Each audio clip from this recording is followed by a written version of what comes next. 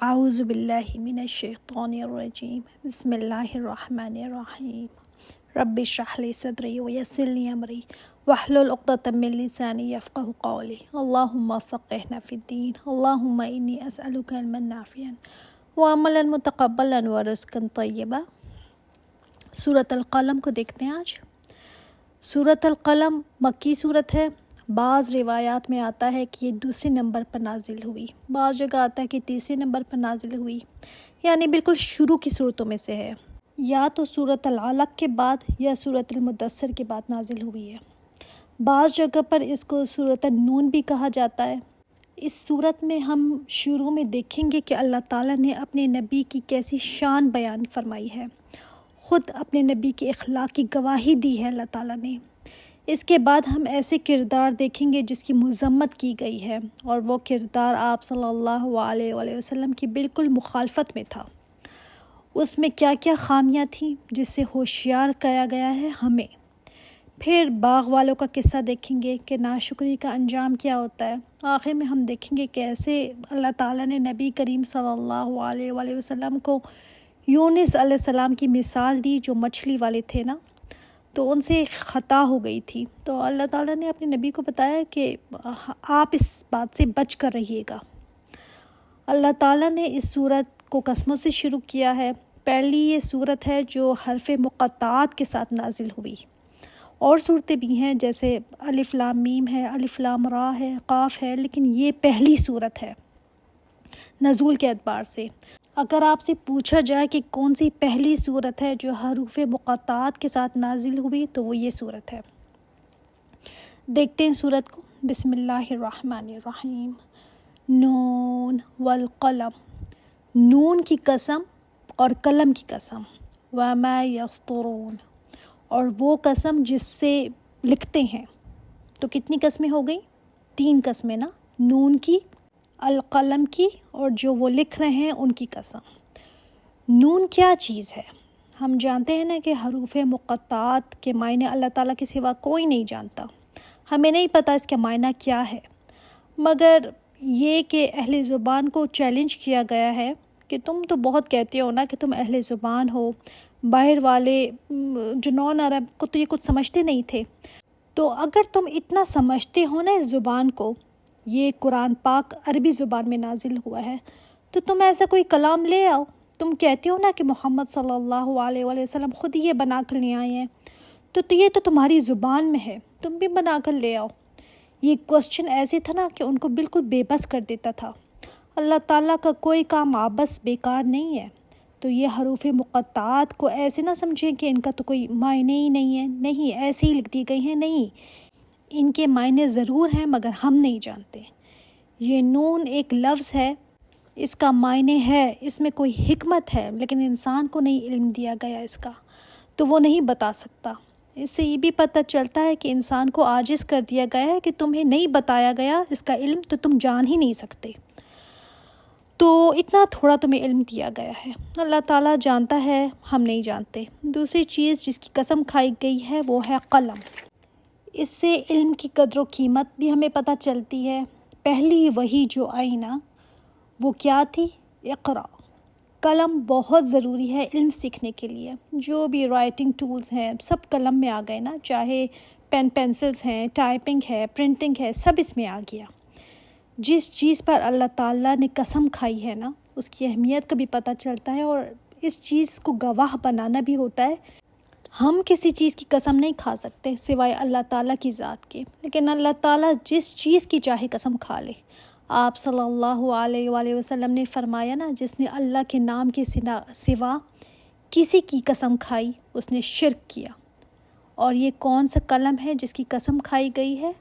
پہلی بات جو اس میں آتی ہے کہ یہ وہ قلم ہے جو اللہ تعالیٰ نے آسمان و زمین کی پیدائش سے بھی 50,000 سال پہلے پیدا کیے تھا، اور اس کو فرمایا تھا لکھ۔ تو اس نے کہا یا اللہ کیا لکھوں؟ تو اللہ تعالیٰ نے فرمایا تھا جو بھی قیامت تک ہونے والا ہے سب لکھ۔ تو اس نے سب لکھ دیا تھا۔ اس سے پتہ چلتا ہے کہ اللہ تعالیٰ کا علم، ابھی تو نہ آسمان و زمین کچھ بھی پیدا نہیں کیے گئے تھے، آسمان و زمین سے بھی 50,000 سال پہلے قلم پیدا کیا گیا، اور اس قلم کی قسم کھائی جا رہی ہے جو اس نے لکھا۔ یہ بھی کہا جاتا ہے کہ کرامن کاتبین جو لکھتے ہیں نا، وہ ان کے بھی قلم جو چلتے ہیں، جو ہمارے ساتھ یہ بیٹھے ہوئے ہیں، اور جو چیزیں وہ لکھ رہے ہیں، تو جو لکھ رہے ہیں اس کی بھی قسم ہے، اور جس قلم سے وہ لکھ رہے ہیں اس کی بھی قسم ہے۔ اور تیسرا معنی جو اس کا ہے وہ یہ کہ کوئی بھی قلم جس سے لکھا جاتا ہے، کچھ بھی لکھا جا رہا ہے، اور قسم کھا کر کیا فرمایا، کیا بتایا گیا؟ 3 باتیں ہیں جس پر قسم کھائی گئی ہے۔ آیت 2، 3، 4، 3 چیزیں جس پر قسم کھائی گئی ہے اللہ تعالیٰ نے وہ بیان کی ہیں۔ ما انت بنعمت ربک بمجنون، نہیں ہے آپ اپنے رب کے فضل سے دیوانے، اے نبی نہیں ہے آپ اپنے رب کے فضل سے، اس کی نعمت سے مجنون۔ اے نبی آپ مجنون نہیں ہیں۔ پہلا الزام جو آپ صلی اللہ علیہ وآلہ وسلم پر لگا تھا نا، بڑے بڑے بعد میں بھی لگے، مگر جو پہلے لگا تھا وہ یہ کہ آپ مجنون ہیں۔ جیسے کوئی کسی کو کہہ دے نہیں تو پاگل ہے، کوئی کہہ دے دیوانہ ہو گیا، اس کا تو دماغ خراب ہو گیا ہے۔ تو ان کو تھا کہ جا کر بیٹھتے تھے غار میں اکیلے، تو کوئی آصف کا سایہ ان پر ہو گیا، کوئی جن وغیرہ اوپر آ گیا ہے، تو نہیں ہے نبی آپ مجنون نہیں ہیں۔ اللہ تعالیٰ نے قسم کھا کر اپنے نبی کو ڈیفینڈ کیا ہے، اور اصل میں یہ بات تو ان کو سنائی جا رہی ہے نا جو آپ کو ایسا کہا کرتے تھے۔ اور پھر وَإِنَّ لَكَ لَأَجْرًا غَيْرَ مَمْنُونٍ، اور بلا شبہ آپ کے لیے البتہ اجر ہے نہ ختم ہونے والا۔ وہ کون سا اجر ہے جو نہ ختم ہونے والا ہے؟ یعنی کنٹینیوس، جو چلتا ہی رہے گا۔ قسم کھا کر بتایا تو بات سچی ہے نا۔ کیسے؟ نبی علیہ الصلاۃ والسلام دنیا کے وہ خوش قسمت انسان ہیں کہ سبحان اللہ، جتنے لوگ آپ صلی اللہ علیہ وآلہ وسلم کے وقت سے لے کر قیامت تک نماز کوئی پڑھے گا، روزہ رکھے گا، حج کرے، عمرہ کرے، تسبیح کرے، اللہ تعالیٰ کی پاکی بیان کرے، قرآن سیکھے، دعوت کا کام دے، کوئی بھی نیکی کا کام، آپ صلی اللہ علیہ وسلم کے طریقے کو کوئی بھی فالو کرے، سنت پر چلے، جتنی بھی دنیا کی عبادات ہیں وہ پوری کرے، اس کا اجر کس کو جائے گا؟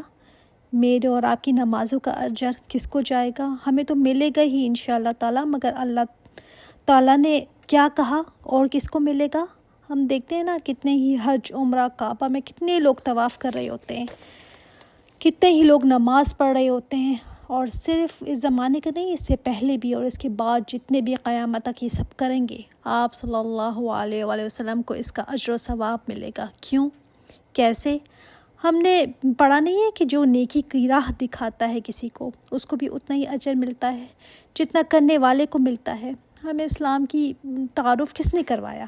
ہمیں اللہ کی پہچان کس نے دی؟ ہمیں یہ باتیں کس نے سکھائیں؟ نماز کیسے پڑھنی ہے، روزہ کیسے رکھنا ہے، عمرہ و حج کیسے ادا کرنا ہے، زکوٰۃ کیسے دینی ہے، قرآن ہمیں کس نے سکھایا؟ تو ان سب کا اجر آپ صلی اللہ علیہ وآلہ وسلم کے اوپر ہے، یعنی ملتا ہی جا رہا ہے اور ملتا ہی جا رہا ہے ان کو۔ اور یہ کیوں مل رہا ہے؟ جو باتیں انہوں نے سنی، جو انہوں نے لوگوں کے طعنے برداشت کیے، جو الزامات برداشت کیے۔ صرف یہ نہیں تھا کہ آپ صلی اللہ علیہ وسلم نے ہمیں راستہ بتا دیا، نہیں، یہ تو آپ صلی اللہ علیہ وآلہ وسلم کے کریکٹر پر انگلیاں اٹھاتے تھے نا۔ وہ جو کہتے تھے، جو پہلے کبھی نہیں انہوں نے کہا تھا، پہلے صادق و امین آپ صلی اللہ علیہ وسلم کو کہتے تھکتے نہیں تھے، مگر اسلام کے پیغام کے بعد کیا کیا الزامات لگائے۔ آسان بات نہیں تھی نا۔ ہمیں تو کوئی بھی تھوڑا سا دین پر چلنے کی وجہ سے اگر کوئی تھوڑی سی مخالفت گھر میں ہو، شوہر یا بچے کچھ کہہ دیں، کبھی کبھی اپنے ماں باپ، بہن بھائی باتیں کوئی سنا دیں، تو آپ صلی اللہ علیہ وسلم کو یاد کر لیا کریں۔ چھوٹی چھوٹی باتیں ہم کیا سنتے ہیں جو انہوں نے سنی ہوں گی، اچھا ہے کل کو ہم قیامت میں کہہ سکیں نا کہ اللہ تعالیٰ میں نے بھی یہ باتیں سنی تھی۔ ہاں، ہم نے کیا باتیں سنی ہوں گی، مگر پھر بھی چلو انگلی کٹا کر شہیدوں میں اپنا نام لکھوا لیں۔ ایسے لوگ آئیں گے نا قیامت کے دن جن کے جسم پر لوہے کی کنگیاں چلائی گئی ہوں گی۔ کوئی ایسے آئے گا جس کے سر پر آرا رکھ کر اس کو 2 حصوں میں تقسیم کر دیا گیا تھا۔ انہوں نے تو بہت قربانی دی تھی دین کے لیے۔ ان کی لائن میں اگر پیچھے کہیں ہم بھی پیچھے جا کر لگ جائیں کہ اللہ تعالیٰ مجھے بھی کسی نے کچھ کہہ دیا تھا، تو خوش قسمتی ہے کہ اس لائن میں ہم لگ جائیں۔ شکر ادا کریں گے کہ اگر کسی نے کوئی بات سنا دی تو۔ آپ صلی اللہ علیہ وسلم بہت ستائے گئے تھے، بہت صبر کیا آپ صلی اللہ علیہ وسلم نے، اور پھر اجر کیسا ہے؟ غیر ممنون، نہ ختم ہونے والا۔ تو جو جتنی تکلیفیں سہے گا اسلام کے راستے پر، جتنی باتیں سنے گا، جتنی مخالفت سہے گا، جس کے لیے جتنا مشکل ہوگا چلنا پھر بھی وہ چلتا رہے، اس کے لیے بہت بڑا اجر ہے۔ حضرت بلال رضی اللہ تعالیٰ عنہ کو کیوں زیادہ اجر مل رہا ہے؟ کیوں وہ قیامت کے روز آپ صلی اللہ علیہ وسلم کی سواری تھامے ہوں گے؟ ہمیں سمجھ نہیں آتی، اگر آسانی ہے تو شکر ہے الحمدللہ کہ اس راستے پر آسانی اللہ تعالیٰ نے مجھے دی، لیکن جو مشکل میں ہے وہ کیوں گھبراتے ہیں؟ اجر بھی تو بہت زیادہ ہے نا۔ اگر میں گانے سنوں تو کوئی پرابلم نہیں ہوتا، ڈرامے فلمیں دیکھ لوں کوئی مسئلہ نہیں، جاب کروں تو ہسبینڈ بھی خوش ہوتا ہے کہ چلو ہاتھ بٹا رہی ہے، لیکن قرآن اگر میں کھول کر بیٹھوں تو سب کو پریشانی ہو جاتی ہے کہ پھر بیٹھ گئی ہے، تو اللہ تعالیٰ تیری خاطر میں پھر بھی اس کو کھولتی ہوں تو کتنا بڑا اجر مجھے ملے گا۔ وَإِنَّكَ لَعَلَى خُلُقٍ عَظِيمٍ۔ سبحان اللہ، یہ ہوتی ہے تعریف کہ اللہ تعالیٰ تعریف کر دے کہ میرا نبی جو ہے نا وہ لعلی خلق عظیم ہے۔ یہ بھی کہا جا سکتا تھا کہ اچھے اخلاق والے ہیں آپ صلی اللہ علیہ وآلہ وسلم، لیکن جب کہہ دیا گیا نا علی اوپر، یہ ایسے ہے کہ اخلاق نیچے ہے آپ صلی اللہ علیہ وسلم اور آپ صلی اللہ علیہ وسلم اس کے اوپر ہیں۔ جیسے سواری کے اوپر انسان آ جاتا ہے نا، اسی طرح بلند اخلاق اس لیول پہ ہیں آپ کی خلق عظیم نیچے آ جاتا ہے۔ آپ دیکھیں نا کہ کسی انسان کی تعریف اگر کوئی کر دے کہ آپ کا اخلاق بڑا اچھا ہے، آپ جیسا اخلاق والا میں نے دیکھا نہیں، تو انسان پھولے نہیں سماتا۔ اب پتہ نہیں، ہو سکتا ہے کہ گھر میں وہ کچھ اور ہو، لوگوں میں کچھ اور ہو، اصل تعریف تو وہ ہے جو اللہ تعالیٰ تعریف کر دے کسی کی۔ اللہ تعالیٰ سبحان اللہ وہ فرما دے کہ اے نبی آپ کا اخلاق عظیم ہے، اللہ کہہ دے، تب بات بنتی ہے نا۔ جو 24/7 ہمیں دیکھ رہا ہے، ہمارے ساتھ رہتا ہے، جو دل میں اٹھنے والی باتیں ہیں ان کو بھی جانتا ہے، ہر چھوٹی چھوٹی چیزیں جو دل میں وسوسے پیدا ہوتے ہیں اس کو بھی، ہمارے خیالات، ہماری راز، ہماری تھنکنگ سب کو جانتا ہے۔ اب جب وہ فرما دے کہ آپ اونچے اخلاق پر ہیں تو سوچیں پھر آپ صلی اللہ علیہ وسلم کا اخلاق کیسا ہوگا۔ واقعی میں سیرت میں ہم دیکھتے ہیں نا کہ آپ صلی اللہ علیہ وآلہ وسلم کا اخلاق ایگزامپلری اخلاق تھا۔ نبی علیہ الصلاۃ والسلام اسلام کی دعوت میں کون سی چیز تھی جس سے لوگ امپریس ہو کر اس طرف آتے تھے؟ کیا چیز تھی وہ؟ آپ صلی اللہ علیہ وسلم کا اخلاق تھا۔ کسی کو بھی آپ اگر قرآن کی دعوت دیں نا تو پہلے وہ آپ کے پاس تو آئے نا، آپ سے بات کرنے کا اس کا دل تو چاہے، تبھی وہ آپ کی بات سنے گا نا۔ تو میگنیٹک پاور کیا ہوگا؟ آپ کا اچھا اخلاق۔ اس لیے آج ہمارے مسلمان عیسائی یہودی کے ساتھ ڈیلنگ کرنے کو تیار ہو جاتے ہیں، لیکن کہتے ہیں مسلمانوں کے ساتھ نہیں پکڑنا۔ کیوں؟ ہیرا پھیری کرتے ہیں، ضرور جھوٹ بولے گا، ضرور کچھ نہ کچھ گڑبڑ کرے گا، تو ان میں کون سی ایسی بات ہے جو ہم دوڑیں ان کے پاس چلے جاتے ہیں؟ حالانکہ ان کا تو عقیدہ بھی ٹھیک نہیں ہے، ان کا اخلاق، ان کی ڈیلنگ، ان کی سچائی، ان کی نرمی۔ آج پوری دنیا میں چرچا ہے نا نیوزی لینڈ کے لوگوں کا، ان کے پرائم منسٹر کا۔ کیوں؟ ہم نے تو نہیں دیکھا ان کا عقیدہ، ان کا اخلاق نے متاثر کیا ہوا ہے لوگوں کو۔ اب اللہ تعالیٰ اگر فرما دے کسی کو کہ آپ صلی اللہ علیہ وآلہ وسلم بلند اخلاق پر ہیں تو بہت بڑی بات ہے۔ کوئی پھر کچھ بھی کہتا رہے، اللہ تعالیٰ نے گواہی دی ہے۔ آپ صلی اللہ علیہ وآلہ وسلم نے فرمایا کہ قیامت میں میرے سب سے زیادہ نزدیک اور مجھے سب سے زیادہ محبوب وہ ہے جس کا اخلاق اچھا ہو۔ سب سے زیادہ جو مجھ سے دور ہوگا نا وہ بیہودہ باتیں کرنے والا، زبان درازیاں کرنے والا، متکبر ہو۔ زبان درازی سمجھتے ہیں نا، زبان چلانا، بدتمیزی، چیخ و پکار کرنا، بدتمیزی کرنا، بحثیں کرنا، یہ اللہ تعالیٰ کو سخت ناپسند ہے۔ اللہ تعالیٰ فحش کلام اور بد کلامی سے بغض رکھتا ہے۔ اچھے کے ساتھ اچھا رہنا تو چلو بڑی بات نہیں ہے، لیکن جو برا آپ کے ساتھ کرے آپ پھر بھی اخلاق کے دائرے میں رہ کر اس سے بات کریں، بہت بڑی بات ہے۔ آپ صلی اللہ علیہ وآلہ وسلم سے کسی نے پوچھا نا کون سا عمل ہے جس سے زیادہ لوگ جنت میں داخل ہوں گے، تو آپ صلی اللہ علیہ وسلم نے فرمایا تھا تقوی اور اچھا اخلاق۔ اب اچھے اخلاق کا مطلب یہ نہیں ہے کہ لوگوں کی ہاں میں ہاں ملاتے چلے جائیں، جی جی بالکل بالکل، اور نہ یہ اچھے اخلاق میں آتا ہے کہ کسی کے سامنے تو بڑے اچھے بن رہے ہیں اور جو ہی وہ گیا تو اس کے پیچھے باتیں شروع کر دی۔ آپ صلی اللہ علیہ وسلم کیا ایسے تھے؟ آپ صلی اللہ علیہ وسلم نے کبھی فحش گوئی نہیں کی، نہ شور مچاتے پھرتے تھے۔ ہم بھی اپنے والیومز کو ذرا چیک کیا کریں۔ آپ صلی اللہ علیہ وسلم معاف کر دیا کرتے تھے، درگزر کرتے تھے۔ نرم مزاج ہونا بھی احسن اخلاق میں شامل ہے۔ سختی کرنا اور سخت رویہ رکھنا، اس سے بھی لوگ نا دور بھاگتے ہیں۔ آپ صلی اللہ علیہ وسلم نے فرمایا کہ جو کام نرمی سے ہو سکتا ہے نا وہ سختی سے نہیں ہو سکتا۔ پھر آپ صلی اللہ علیہ وسلم سے بات کرنا بہت آسان تھا لوگوں کے لیے۔ آپ صلی اللہ علیہ وسلم نہ بحث و تکرار کرتے تھے، نہ بہت زیادہ باتیں کرتے تھے، نہ بے مقصد کاموں میں اپنے آپ کو رکھتے تھے۔ بے مقصد باتیں، فیس بک پر کیا ہو رہا ہے، کون کہاں گئی، کہاں سے آئی، کل کہاں تھی، سب بے معنی باتیں نا، کوئی لینا دینا نہیں، ایسے ہی بس ٹو میں لگے رہنا لوگوں کے۔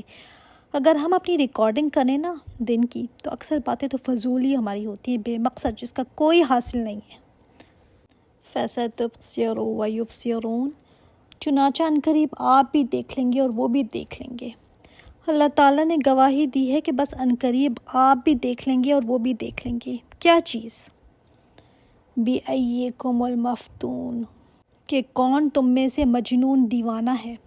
آپ صلی اللہ علیہ وسلم کو یہ کہتے ہیں نا تو اے نبی آپ دیکھ لیں گے، اس میں جو ہے ان کے لیے دھمکی بھی ہے، اور آپ صلی اللہ علیہ وسلم اور ان کے ساتھیوں کے لیے موٹیویشن بھی ہے اور حوصلہ افزائی بھی ہے، کیونکہ کہا گیا آپ فکر نہ کریں، ایک دن آئے گا سب کو پتہ چل جانا کہ کون تھا مجنون۔ ان ربک هو عالم بمن ضل عن سبیلہ وہو عالم بالمہتدین۔ یقین آ جائے نا ہمیں اس بات کا کہ رب تو جانتا ہے، وہ زیادہ جانتا ہے کہ کون بھٹکا ہوا ہے اس کے راستے سے اور کون ہدایت پانے والا ہے۔ یہ بات اگر انسان کو سمجھ آ جائے نا تو تسلی ہو جاتی ہے، پھر چاہے جتنے لوگ تانے دیں، کچھ بھی کہتے رہیں، ان لوگوں کو تو سمجھ نہیں ہے، مگر اللہ تعالیٰ کو تو پتہ ہے نا کہ کون سی اس کی بتائے ہوئے راستے پر ہے، کون جو ہے وہ گمراہ پڑا ہوا ہے۔ وہ لوگوں سے مجھے سرٹیفیکیشن نہیں چاہیے، میں کیا کر رہی ہوں، ایکسٹریم لیول پہ چلی گئی ہوں، پاگل ہوئی جا رہی ہوں، اللہ تعالیٰ جانتا ہے، اس کا جاننا میرے لیے کافی ہے۔ فَلَا تُطِعِ الْمُكَذِّبِينَ، لہٰذا نہ آپ اطاعت کریں تکذیب کرنے والوں کی، جھٹلانے والوں کی۔ یہاں پر اطاعت کا مطلب آپ ان کی باتوں کو پر نہ توجہ دیں نبی، نہ دھیان دیں ان کے مشوروں پر، جو یہ جھٹلانے والے ہیں ان کی باتوں پر۔ ایکچولی خاص کردار ہے، یہ خاص کریکٹر ہے جس کی طرف بات کی جا رہی ہے۔ ہم جب قرآن دیکھتے ہیں نا کہ جہاں پر کسی کا نام مینشن نہیں کیا گیا، جیسے ابو لہب کا نام آیا ایک جگہ تو وہ تو اسپیسیفک ہو گیا، لیکن جب نام لے کر نہیں بتایا گیا تو ٹھیک ہے، ایک کریکٹر تھا آپ صلی اللہ علیہ وسلم کے وقت میں جس میں یہ ساری صفات موجود تھیں، مگر اس کو ہم ریسٹرکٹ نہیں کر سکتے کہ بس وہی تھا ایسا، اور وہی تھا ایسا تو ہمیں کیا کرنا ہے اور ہم آگے چل پڑیں، وہ تو مر کھپ گئے، ہم نے کیا کرنا ہے اس بات کا نہیں۔ جو بھی کردار ایسا ہوگا تو بتایا گیا کہ دین کے کام کرنے والوں کو ایسے لوگوں سے اپنے آپ کو بچا کر رکھنا ہے، ہوشیار رہنا ہے، جو خود نہیں سمجھتا نا جھٹلاتا ہے اس کو، ہم اس کی ماننا شروع کر جائیں، اس کو خود نہیں آتا، نہیں پتہ، ہم دین پڑھ کر قرآن پڑھ کر اس کے مشوروں پر چل رہے ہوتے ہیں، تو کہا گیا اے نبی آپ ان کی باتوں پر توجہ نہ کریں۔ دیکھتے ہیں اگلی آیت میں کہ کیا کہتے تھے وہ کہتے تھے کہ آپ صلی اللہ علیہ وسلم تھوڑی سی نرمی کریں نا، اتنی مخالفت ہو گئی ہے، دشمنیاں پیدا ہو گئی ہیں، آپس میں نفرتیں آ گئی ہیں، تو آپ تھوڑی نرمی پیدا کریں۔ ایسا بھی کیا ہے کہ کہتے ہیں آپ کہ ہمارے معبود بھی ہاں کوئی حیثیت رکھتے ہیں، کوئی چیز ہے، کچھ کر سکتے ہیں، تھوڑی سی ایسی باتیں کرتے کہ ہمارا بھی دل رہ جائے نا۔ اب ایک طرف تو کھلم ابو جہل جیسے لوگ تھے، ان میں کچھ ایسے بھی تھے جو بڑی ہمدردی سے، بڑے اچھے طریقے سے، بڑے اچھے اخلاق سے آپ صلی اللہ علیہ وسلم کو سمجھاتے تھے کہ آپ تھوڑی کچھ نرمی کریں نا۔ تو اللہ تعالیٰ نے کیا فرمایا؟ وَدُّوا لَوْ تُدْہِنُوا فَيُدْہِنُونَ، کہ اے نبی وہ تو چاہتے ہی یہ ہیں کہ آپ ذرا سا لچک دکھائیں۔ مخالفت میں کیا ہوتا ہے اصل میں؟ شروع میں بڑا فساد ہوتا ہے، لیکن وقت گزرنے کے ساتھ ساتھ نا جب یہ دیکھتے کہ یہ تو اپنی جگہ سے ٹس سے مس نہیں ہو رہے ہیں، تو پھر وہ اس پر آ جاتا ہے کہ چلو کچھ کمپرومائز پہ آ جاتے ہیں، ذرا آپ نرم پڑ جائیں تو ہم بھی کچھ آپ کی مان لیں گے۔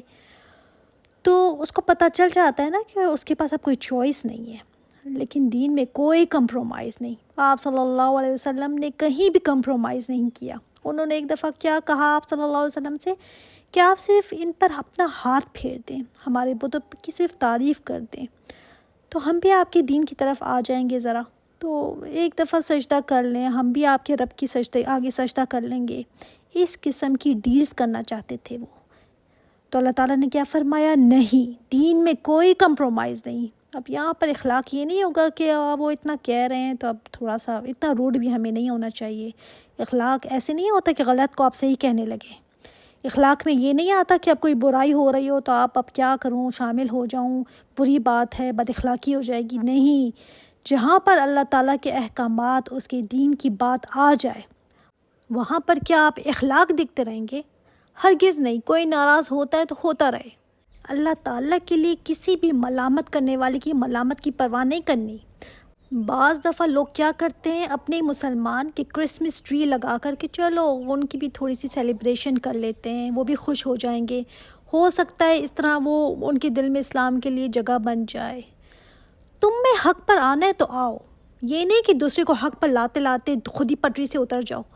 یہ نہیں کہ اچھا اخلاق، اچھا بننا، لوگوں کے سامنے اچھے رہنے کے لیے ہم اللہ تعالیٰ کو ناراض کرتے پھریں. کہتے ہیں میری نیت تو بڑی اچھی تھی، بس ذرا اس لیے کرتی ہوں نا کہ ذرا وہ بھی اسلام کی طرف آ جائیں. وہ آئیں یا نہ آئیں، آپ کیوں پٹری سے اتر گئے ہیں؟ ہم نے پٹری سے نہیں اترنا. ہاں، دوسرے کو ضرور دعوت دیتے رہنا ہے. یہی بات یہاں پر سمجھائی گئی ہے.